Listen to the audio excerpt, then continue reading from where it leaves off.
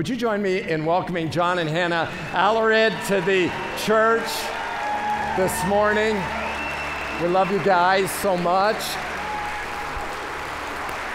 Thank you, Pastor John.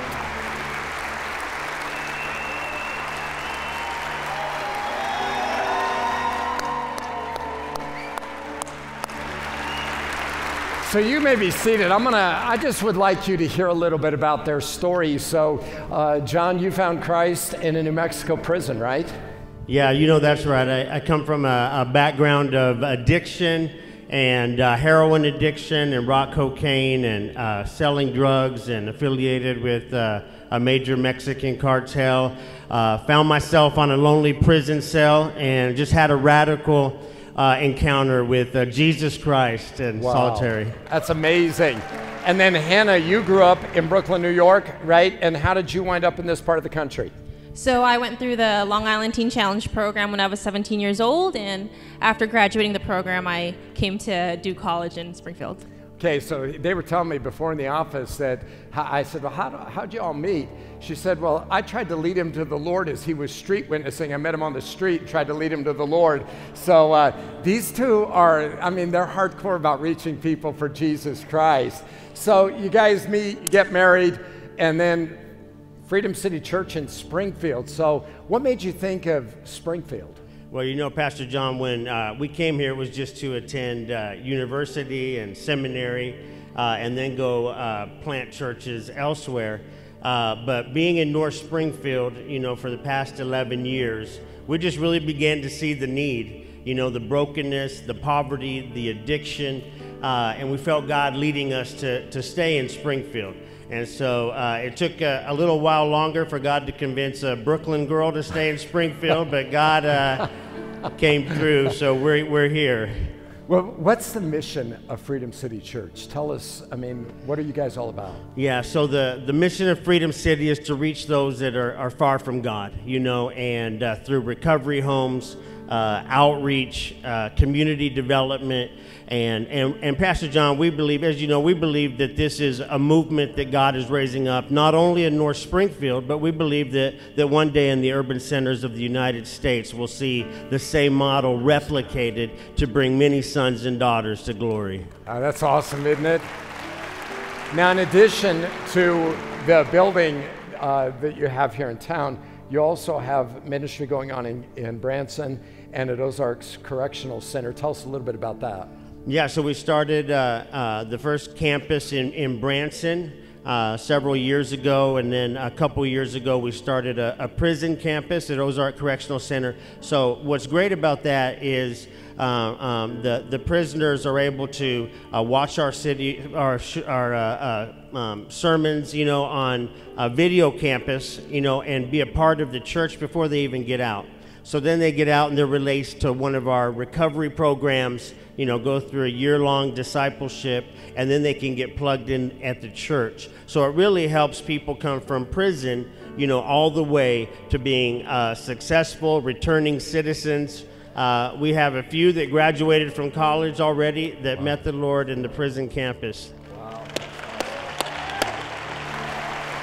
Now, during COVID, you weren't allowed to go in weekly. They were going in and holding weekly services. That's going to restart here soon? Yes, it is. Yep, we're going to start going back in weekly. Mm-hmm. That is so awesome. Now, you and I, we were walking around the building. Here's a picture. I think we have a picture of the building here to show.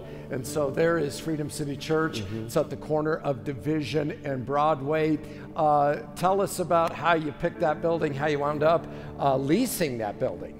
Yeah, so in about 2014, I'm in seminary. We lived a couple blocks from there. Driving by there one time, felt the Lord, just a strong impression that God was going to give us that building. So we began to circle it. I was reading Mark Batterson's book, Circle Makers, at the time. We started doing circles around that building, claiming it, laying hands on it. Come on. We might have poured out a few Mountain Dew drink offerings. Come on, somebody, but and prayed it. And so, but it was really impossible for us to get in that building, But we ended up. The owner ended up allowing us to he owner financed it for us. So he called me. We were trying to get in the building. I had reached out to him. And then after we had launched at the Evangel Seminary, he said, well, I'm ready to sell the building. Do you want to buy it? And I said, yes. I figured that was God's answer. Now all we got to do is get a loan. A little church plant on the north side, a year old. And so... And this was back in 2015? Yes. Yep. And so we launched at AGTS, and he called and said, do you want it? So I tried to get a loan, you know, and could not. And what I had was a little picture. I had a little like Google Maps picture of the church like you showed right here with the name of the church on it. And I put it in my church, in my home office, so I could pray. And, you know, we believed God was going to give us that building. And we prayed for it, kept it before me every morning during my devotions. And he ended up, we couldn't get the loan, so he owner financed it. And so that was 5 years ago. We've been paying interest only for 5 years, but we know that God gave us that building. Well, you know, he was telling me, as we were sitting there on the street, yeah, he was telling about having circled the building. I started to smile and kind of laugh, and he said, what's so funny? I said, that's the way it works in the kingdom. I mean, right. I've walked around almost every piece of property we have and prayed, and the pastoral staff.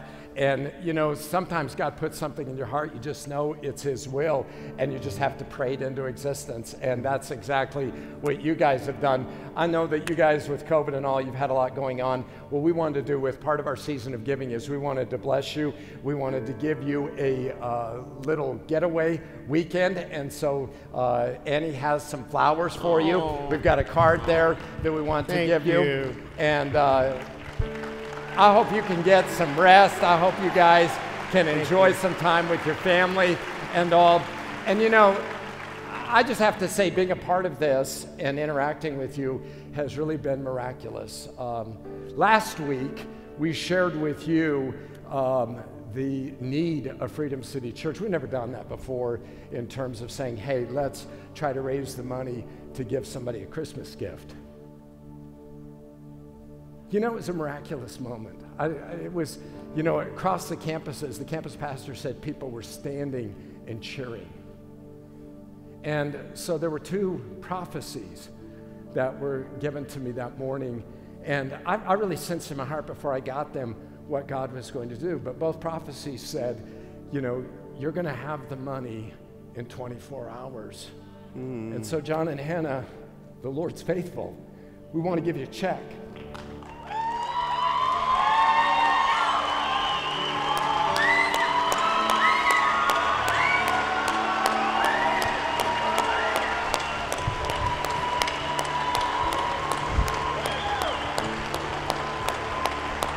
Thank you. Thank you.